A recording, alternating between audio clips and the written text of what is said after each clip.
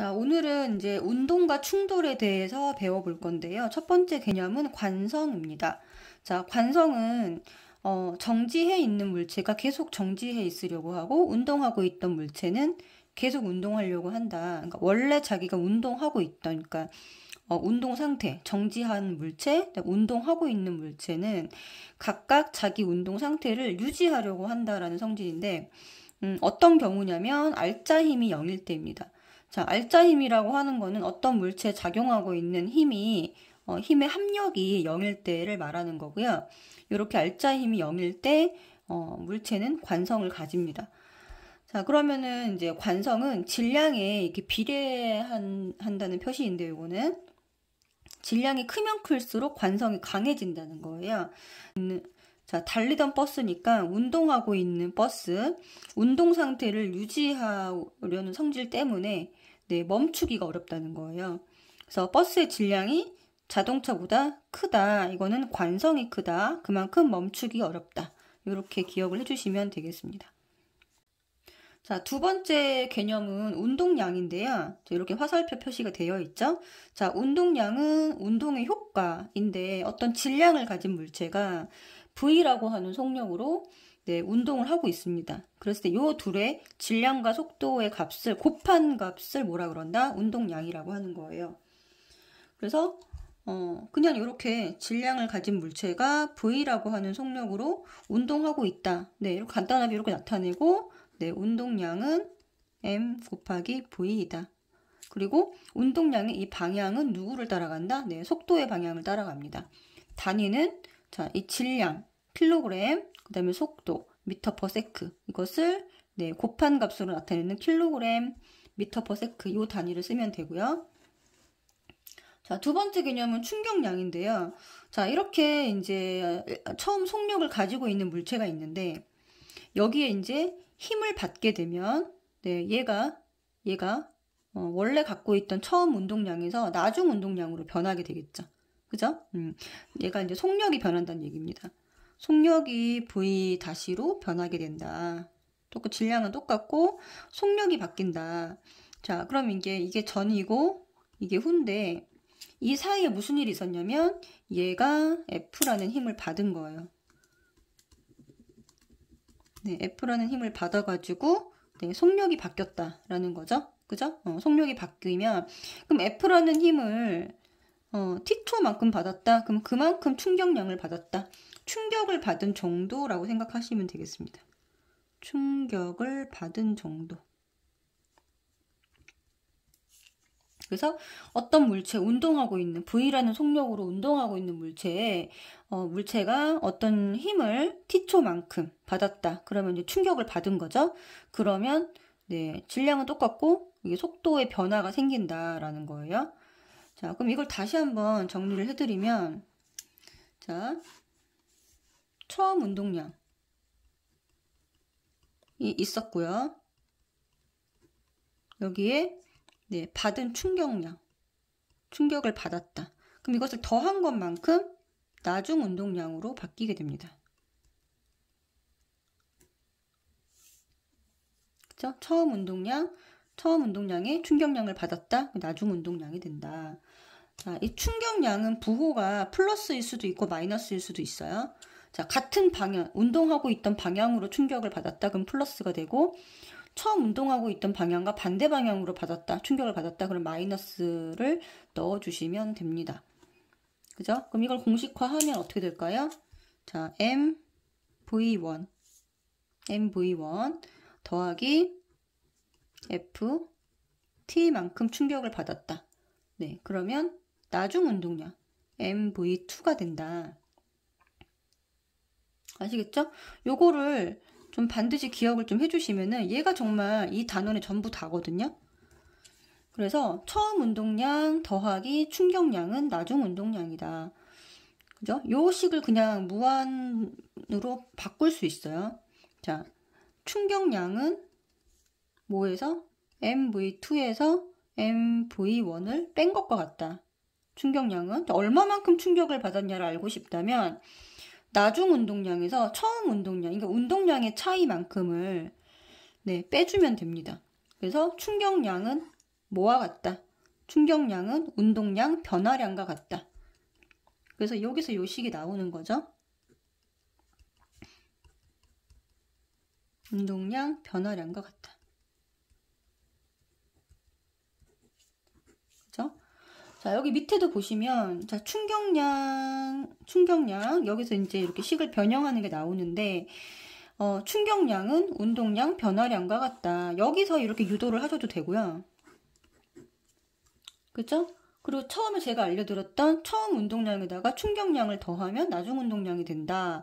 여기서 식을 변형을 해도 이게 나옵니다. 그래서 충격량은 뭐와 같다? 운동량, 변화량이 같다. 그 말은 운동하고 있는 물체에 어떤 힘이 주어지면 속도가 바뀐다. 이런 뜻이에요. 운동량이 바뀐다. 여기서 지금 보세요. 운동량이 바뀌었다는 거는 뭐가 바뀌었나요? 네, 속도만 바뀌었, 질량은 변화가 없고 속도만 변화가 있으면 운동량이 변한 거예요. 그죠? 그래서 충격이 가해지면 운동량이 바뀐다. 충격량은 운동량 변화량이다. 요거를 반드시 기억을 해주세요. 자, 그러면 첫 번째 예시를 보면은 여기 이제 운동량 시간 그래프가 나옵니다. 자, 운동량이 점점 증가하는데 지금 1초 여기 보이시죠? 자, 1초까지 증가하다가 자, 6까지 증가해서 처음에 운동량이 없다가 자, 1초 후에 운동량이 6이 된 거고요. 자, 2초 후에는 어떻게 된 거예요? 계속 유지가 된 겁니다. 그죠? 자, 여기서 이제 그래프가 의미하는, 여기서 이제 기울기가 의미하는 거는 뭐냐면, 기울기는 지금 어떻게 구하면 될까요? F 델타 T는, 네, 이거 운동량 변화량이기 때문에, 네, 여기서 지금 T분의 P죠. 그죠? 그럼 얘는 뭐가 되냐면, 네, 여기서 이제 힘이 됩니다. 충격력을 구할 수 있다. 기울기가 의미하는 건 뭐다? 네, 기울기가 의미하는 거는 충격력이에요. 충격력을 이 기울기로 구할 수가 있습니다.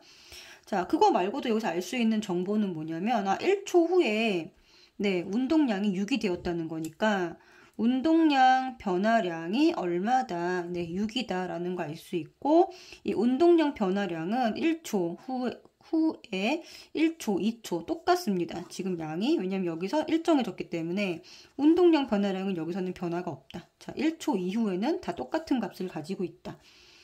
자, 그 말은 무슨 말이냐면 충격력을 이만큼 받았고요.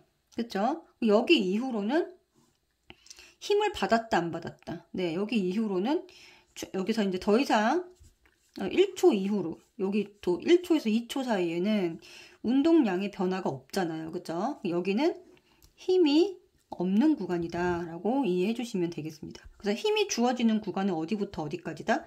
1초까지만 여기만 힘이 주어진다 라고 생각하시면 되고 여기는 힘이 없다. 네. 그래서 힘이 없기 때문에 어쨌든 간에 0에서 6까지 운동량이 증가한 상태로 계속 유지가 되고 있는 상황이잖아요. 그쵸? 네, 힘이 없으니까 관성에 의해서 그 운동 상태가 유지가 되는 거죠.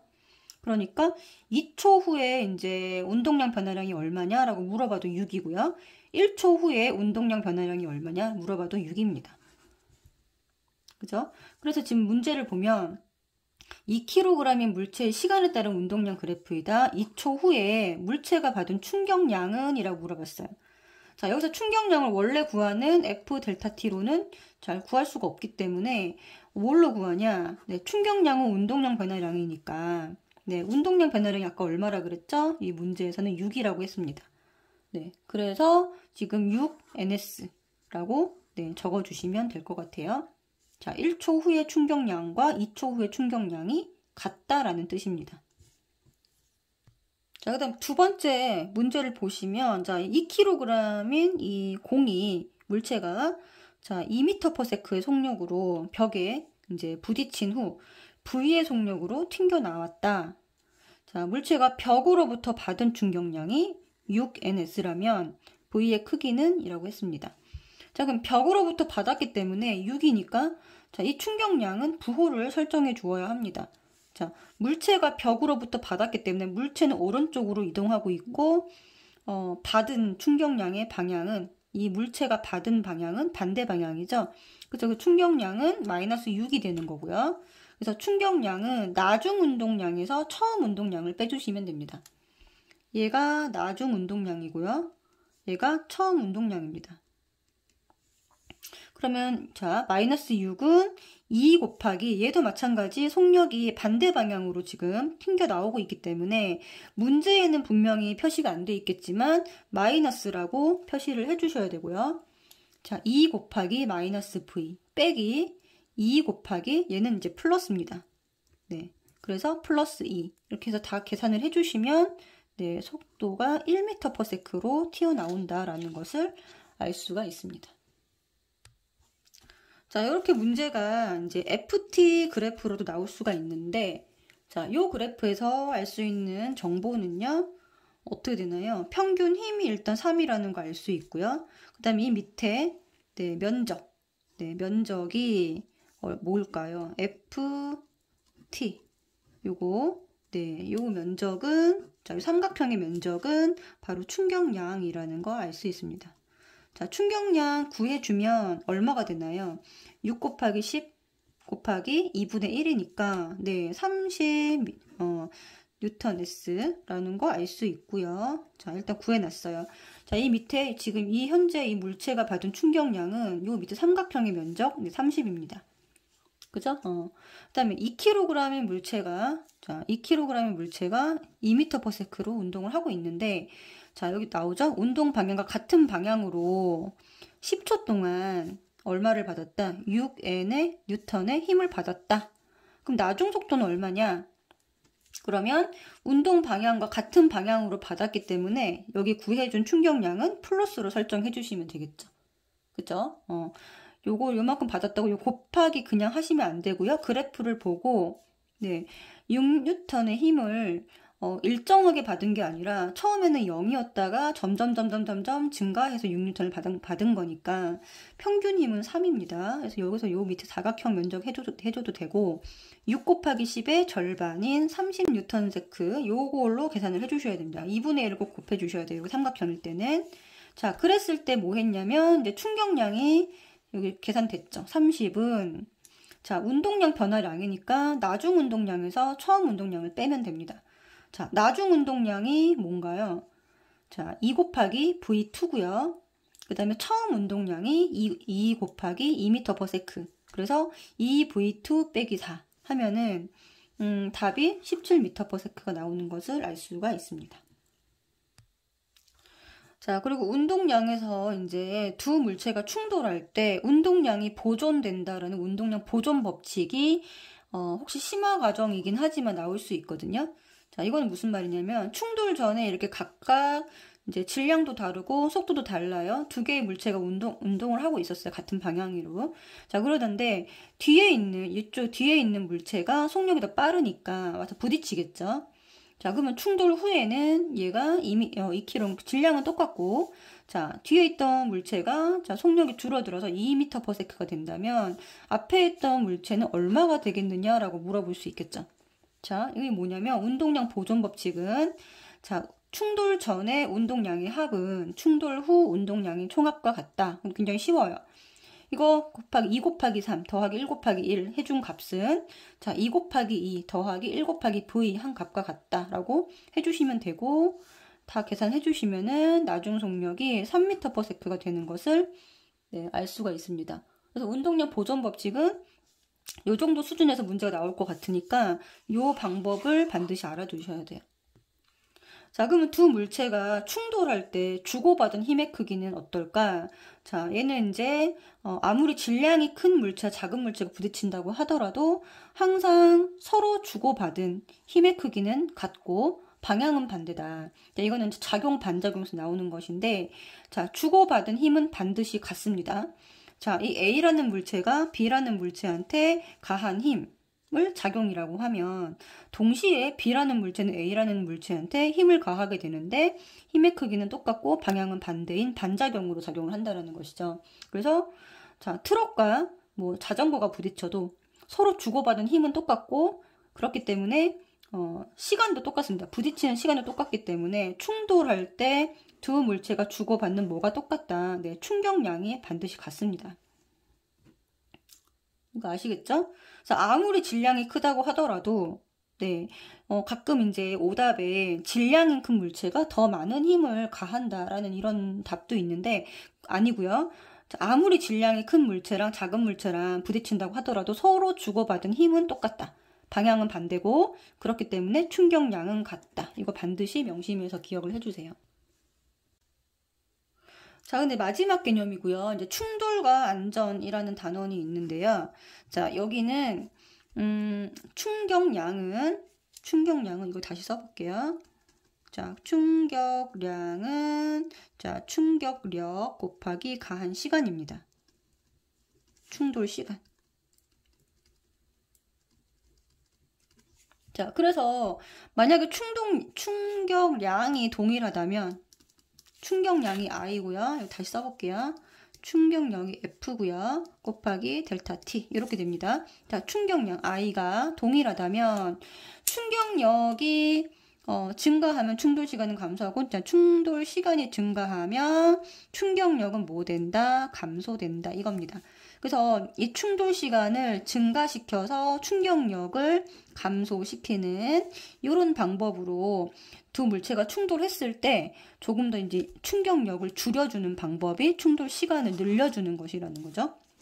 자, 그래서 대표적인 예가 뭐냐면, 자, 딱딱한 바닥에 떨어뜨리고, 하나는 이제 이런 폭신폭신한 방석에 떨어뜨릴 때, 자, 높이가 똑같이 해야 됩니다. 실험할 때. 높이가 똑같다면, 자, 동일한 높이에서 떨어지기 때문에 바닥에 닿는 순간 뭐가 똑같다?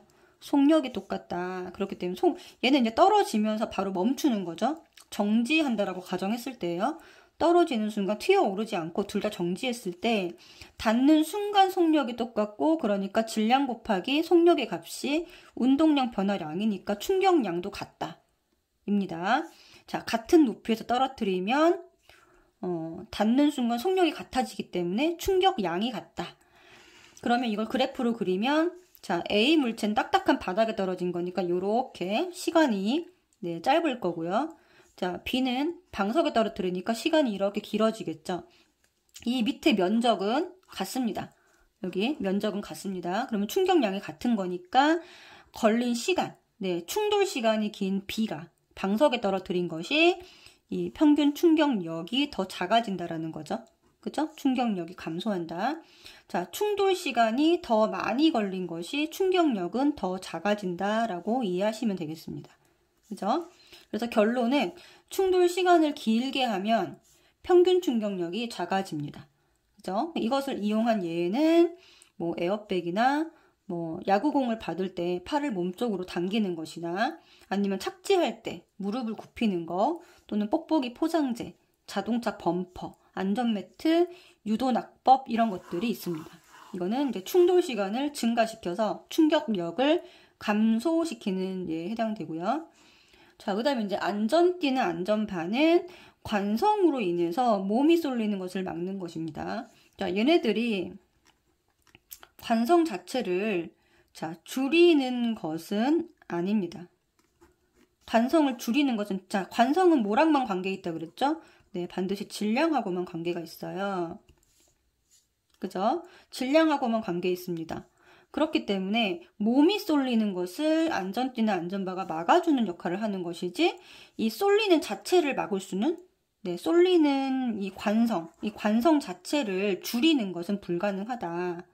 알겠죠? 관성이 일어날 때 그것을 막는 역할, 네, 막는 역할을 한다라는 거, 네, 요것을 좀 기억을 해주시면 되겠습니다.